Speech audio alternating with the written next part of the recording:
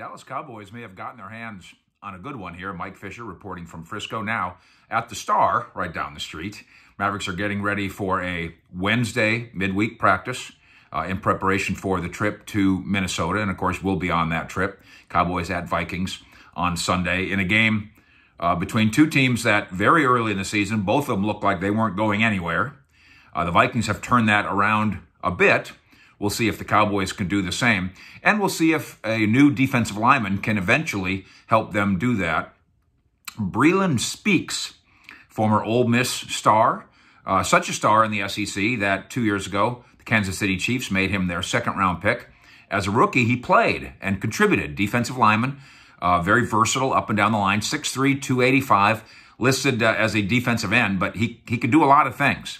Our friend Brian Broaddus, the former NFL scout, of 105.3 The Fan, in my conversation with him, athletic, heavy hands, and position flex. That's all good stuff in this defense or any other defense. I wonder if he's a 3-4 defensive end, which obviously is different than a pass rush defensive end, but it's also that same kind of guy, can oftentimes be a 3-technique defensive tackle in a 4-3. We shall see.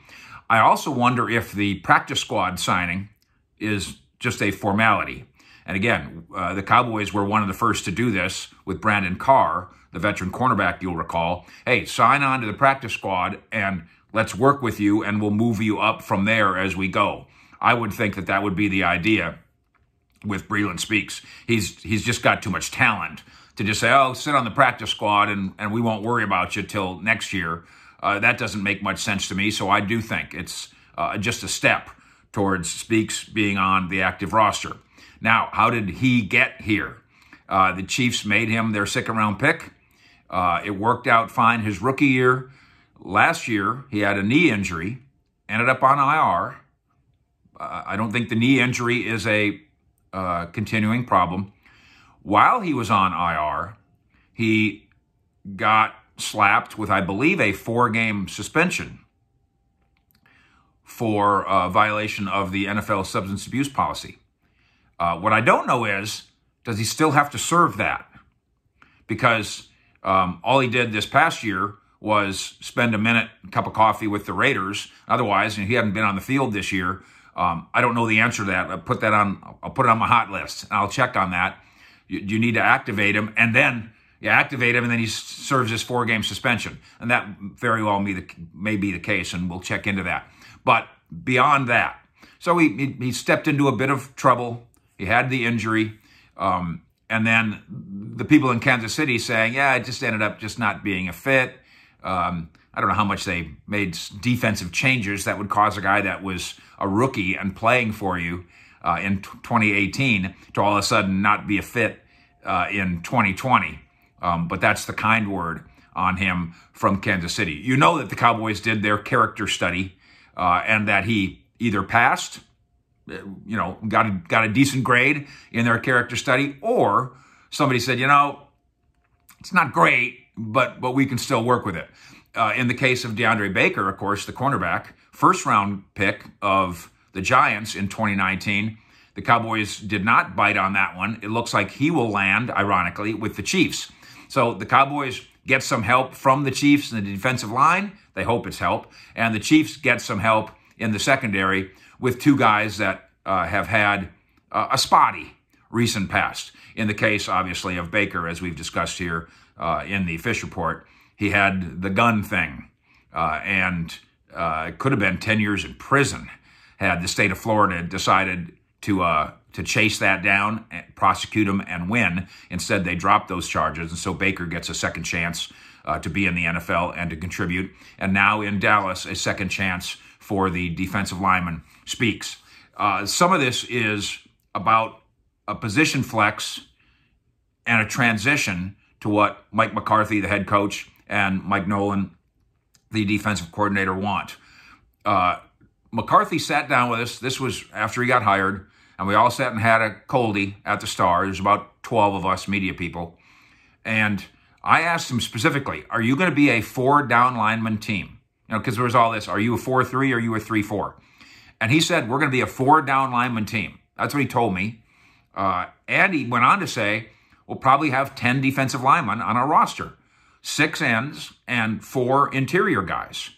So that sounded pretty 4-3 to me. Well, what you're seeing now is the Cowboys are doing all sorts of different things, and it's taken some time for it all to work under Mike Nolan. I still think it was a mistake to try to make the changes work so early without a training camp. You were again, as we've said here often, and I think it's a fair criticism. In fact, Jerry Jones went on 105.3 The Fan this week and said, yeah, it's fair to criticize us. We're 2-7. We should be criticized. And my belief, as I've told you before, if you go 2-7, out of every 9 things I say about you, only 2 are going to be good. That's all you've earned. And 7 of them are going to be not so good. And that's where the Cowboys are. That's the bed they made. And it's not all because Dak Prescott got hurt. Because Dak Prescott hasn't missed 9 games. They obviously went into the tank in terms of their ability to score once Dak Prescott was gone. But even when Dak Prescott was here, they had a little problem with their ability to win. And that's a fact. But injuries have definitely been an issue here. I think the coaching staff trying to do too much too soon, an issue here. And maybe the institution of this defense over time. The rest of this year, the offseason, hopefully a normal training camp, hopefully Oxnard, because I sure miss it. And there'll be some degree of normalcy as they put in a defense that truly fits not only what they want, but the players they have. Nolan, in that conversation at the Star, leaning against the bar, also talked with us about the idea of not trying to do too much too soon, and that turned out to be wrong. Talked to us about being a 4-3 defense. That turned out to not exactly be the case. Talked to us about position flex, and then most of all, and he said this repeatedly, that we have to fit our defense to our players, not the other way around. Well, coaches always say that, and then they don't really do it. They have a philosophy here. They have a philosophy that with Mike Nolan and his preferences have been in place for 30 years. He's not changing, frankly. Just like Rod Marinelli, he had his philosophy, not changing. Scott Linehan had his philosophy, not changing. Jason Garrett, same thing. Mike McCarthy, same thing. This is what coaches do. And if you've been doing it for 30 years and you've ascended to the position of power to where now you're the head coach of an NFL team, well, no wonder you think you're right. You've ascended to the very pinnacle of your profession. Naturally, you think your ways are right. And if you're a Cowboy fan, you hope that they are right in thinking that they're right. But where the Breland Speaks thing comes in, I think maybe he fits what they want to do in the future.